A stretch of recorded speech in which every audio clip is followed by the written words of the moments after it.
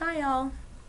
Today I have chosen to present the Community of Inquiry, or CoI, model as the best practice for my Collaborate teaching session. The purpose of this best practice is to use it as a framework for developing and implementing a quality online educational experience. The model links three main elements of online learning: the social aspects of a course, also known as social presence, active student learning, or cognitive presence,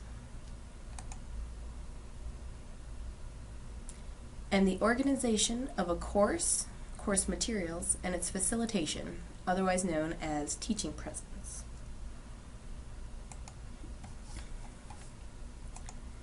You can incorporate each of the three elements of this best practice into your teaching in different ways.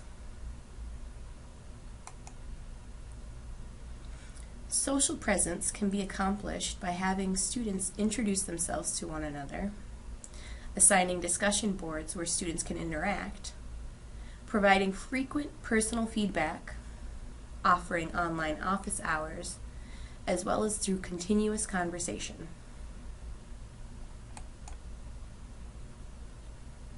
Cognitive presence can be incorporated by creating assignments that support critical thinking and utilize the higher levels of Bloom's taxonomy: create, evaluate, and analyze.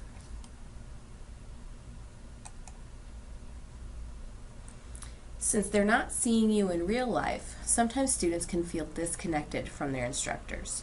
So for teaching presence, you want to make sure that your students know there's a real person behind the teaching in your course. In addition to participating in the social presence suggestions, such as introductions, discussions, and online office hours, you may want to consider creating weekly overview videos with your personal comments on not only the material that will be covered that week, but how the course is going as well. In addition to those three main elements, it is also important to incorporate the different intersections as well.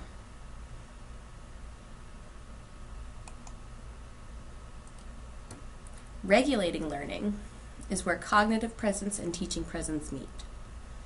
This is generally incorporated into online courses through the selection of content. So you'll want to make sure you're selecting content that will assist in their critical thinking, and that your assignments work towards that end as well.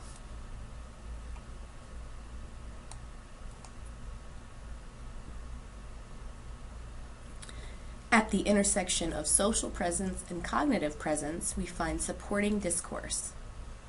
This is done through the facilitation of discussion.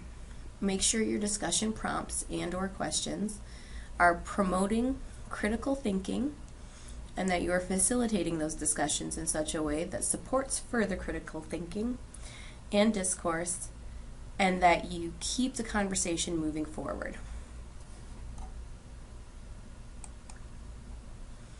Lastly, in order to incorporate setting climate at the intersection of teaching presence and social presence, Parker and Harrington suggest that you create a user-friendly environment, meaning your course site is uncluttered, easy to follow, and organized in a logical manner, that you build a positive rapport through open and friendly communication, as well as engender a sense of belonging by using encouraging and personalized discourse, and finally by promoting a sense of purpose through giving your students goals, keeping up with their progress, and giving helpful, constructive advice and feedback as they go through your course.